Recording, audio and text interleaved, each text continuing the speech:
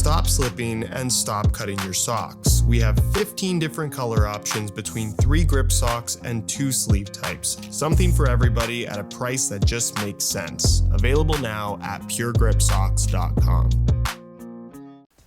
Chances are you missed out on what might just be the most highly anticipated Nike remake of all time in the OG Hypervenom. And that's not just because demand was high, it's also because these were on the radar of every single reseller on the planet. In the world of sneakers, this is a pretty common occurrence, but once in a while it happens in football boots, where unfortunately resellers using bots basically scoop up every single pair instantaneously, giving the average consumer basically no chance of getting the boots that they've been waiting for the better part of 12 years now. Which absolutely sucks, but that's the world we live in. So given that what's done is done, the question now becomes, are they worth anywhere near the outrageous resale prices? Where, just to use StockX as an example, in the more desirable sizes, these football boots are reselling on average for in and around $700, but some pairs have sold for as much as $900. Where I must admit, Nike have done a really good job with these, where of course it's not a true one-to-one remake in that yes, it's the OG Nike Skin Hypervenom Phantom 1 upper, but they've actually paired it up with the hyper reactive sole plate and stud pattern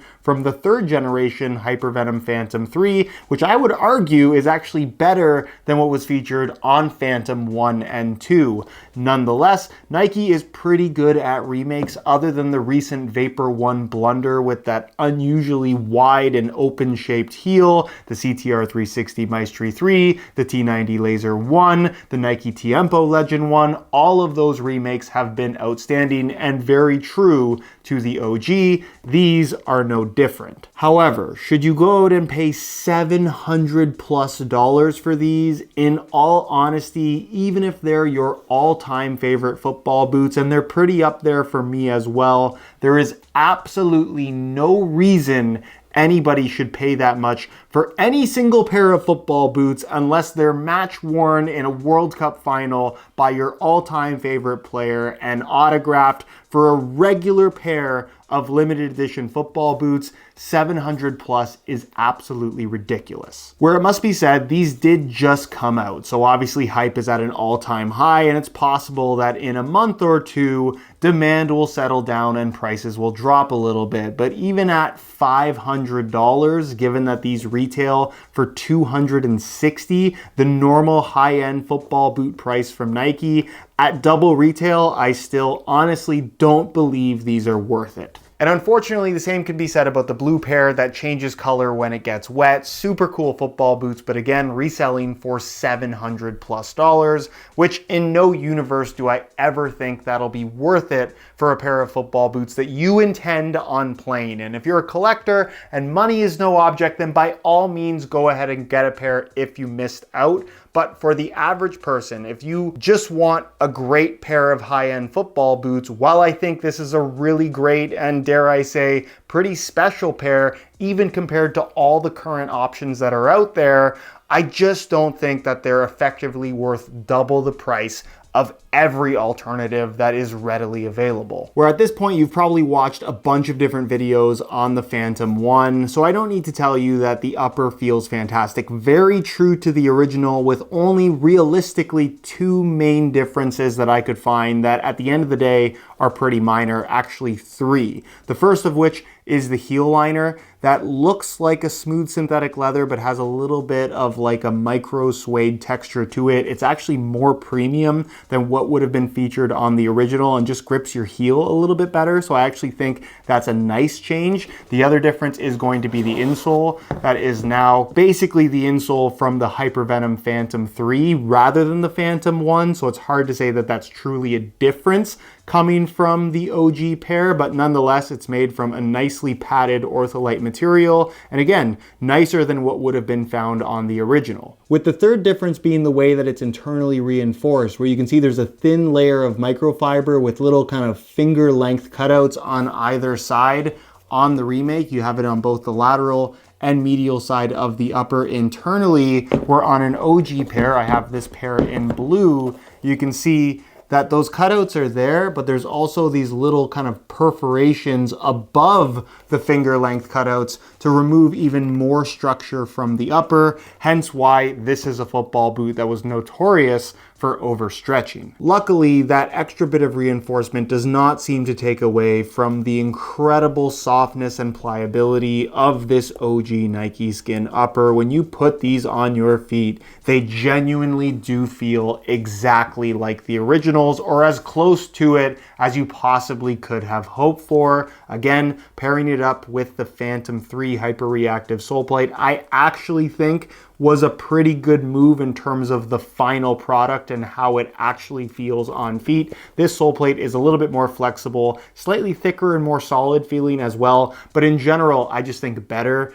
than that OG Hypervenom Phantom 1 that was in a lot of ways a little bit too stiff for what is such a pliable upper. But also, I do think that in the long term, which of course nobody can really comment on given that these boots just came out, I don't expect these to be very durable, just like the OGs would have been, simply because this upper is just too thin, too soft, and inevitably is going to stretch out and lose a lot of its base shape to the point where it will either get sloppy and or just rip because of that lack of structure. Which is yet another reason why it probably isn't the best idea to go and drop $700+ on a pair if you're intending on using these as your boots for the season, because they might not make it through the entire season. It's one of the major downfalls of the Hypervenom Phantom 1's Nike Skin upper, but also the reason why it was so special and memorable. Its greatest fault was also its greatest strength. Where the magic of the Hypervenom Phantom 1 in regards to how they fit and feel on feet is really what makes them one of the greatest of all time. This Nike Skin upper is really just the precursor to all the knitted uppers that we have now, where again, it's that much softer and that much more flexible, which also leads to all the issues that this football boot had back in the day. But it was kind of that first taste of making a pair of football boots genuinely feel like a pair of socks, and Nike have absolutely nailed that sensation with this remake, where the upper feels pretty well exactly the same. It's soft, it's flexible, the shaping is bang on, the lacing system is perfect, even the waxy finish on the surface of the upper gives you that little bit of extra grip on the ball that was absolutely the best on the orange colorway. I don't know why that's the case. A couple of them came pretty close. The green ones are the ones that come to mind as being pretty similar, but a lot of the ones where they had like a matte finish just weren't quite the same. And then obviously the Neymar ones with the metallic finish just had a little bit more structure to them and didn't feel quite as good. The appearance is fantastic, although I will say when the boots aren't on feet, and I think this has a lot to do with the Phantom 3 sole plate, they end up looking a little bit chunkier or at least higher volume. Not the case when you get them on. Very true to the OG Phantom 1 in terms of shape and fit. And again, that Phantom 3 sole plate underfoot, I would actually argue, is an improvement over the original in terms of just being a little bit more flexible and I think working better with the upper itself. From a width perspective, these are going to be suitable for the vast majority of people, especially after a little bit of wear. They have that stretch to them, but at the same time, I wouldn't say are exceptionally wide. No football boot with a synthetic upper really is. Nonetheless, if you can get your hands on a pair, it's very likely that you're going to like the way that they fit. Most people did back in 2013. I don't see that being any different in 2025. And then as far as sizing is concerned, I wore a 9 in both the Phantom 1 as well as the Phantom 3, but as I talked about years ago, because I've been doing this for such a long time, my feet have actually grown a little bit over the years. So now these days I wear a 9.5, which is what I'm wearing in these,